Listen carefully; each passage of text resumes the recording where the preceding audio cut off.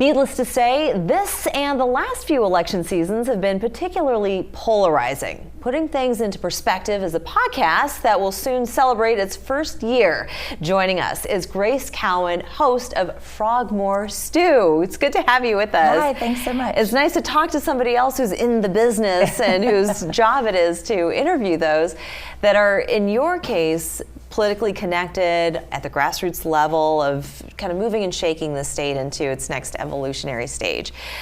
First, I have to ask you where the name Frogmore Stew came from. What is the inspiration behind this? Well, it's one of my favorite meals first. But I think it takes different ingredients that you may not always think to go together and makes them out to be a really delicious dish. And so I feel like that's what South Carolina politics is, or should be, is taking really unique pieces and putting them all together to make something that's great. Yeah, and do you find that that's the track that we're on as a state?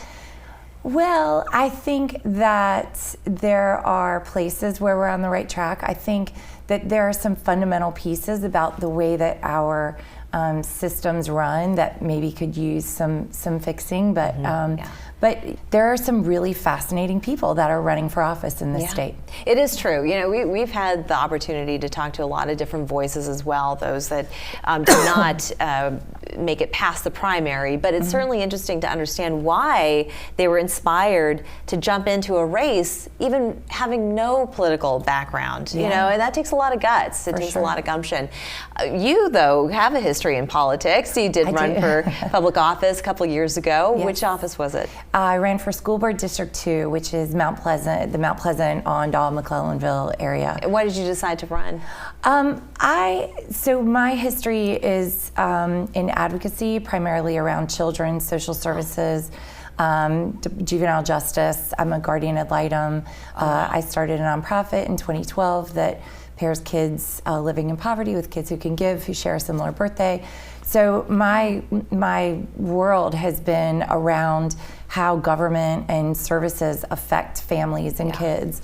Certainly in your wheelhouse. That's very much my wheelhouse, and I have 2 kids, and so the public schools are a passionate place in my heart, and so I felt like I had enough experience. I'm in the schools a lot to be able to make a positive change. Yeah, and you kind of know what it takes, what is needed to get to that end result as well. You also worked on Jamie Harrison's campaign, and for those who are not familiar with who Jamie Harrison is, of course, now he's the chair of the Democratic National Committee. Yes. You founded the Alliance Coalition. I did. Is that anything like the Alliance Party? No, not at all. So very not different. Okay. I want to make that distinction. That's right. So what is the Alliance Coalition? So the Alliance Coalition is essentially a think tank that focuses on 3 main pieces. One of them is understanding why our state is so lopsided at the State House and the State Senate. For example, right now in the State House, it's 88 Republicans to 36 Democrats. But when you look at the state as a whole, we're not that lopsided. And so one of the foundational pieces is how districts are made. And so having an independent redistricting council, I think, is a very important part of the makeup of a state. And it is legal to partisan gerrymander, but it doesn't represent the state as a whole.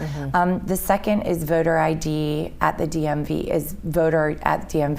which I think one of our main responsibilities as a citizen of the United States is to vote. And so we should ensure that every time someone goes into the DMV, when people move to our state, that they are registered to vote. That's critical. Yeah. I do want to ask you, though, as we're getting closer to the November election, is voter security, election security, is this a main concern of yours? Is this something that you talk about on your podcast? Yeah, of course. I think that, voters, we should all want that security. We should all feel safe around voting. I think that South Carolina has a pretty good history of we have great people that run our elections.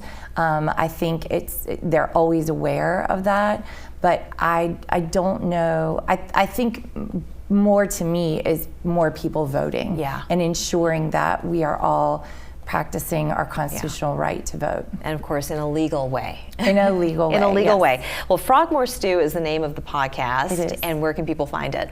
Anywhere you get your podcast. We're on Spotify, we're on Apple, anywhere. Terrific. And this allows others to just kind of get into that discussion and maybe even think about pursuing political life and just being a lot more involved in political life in their state. Well, I want to thank you so much for joining us, Grace. Yeah. Appreciate you.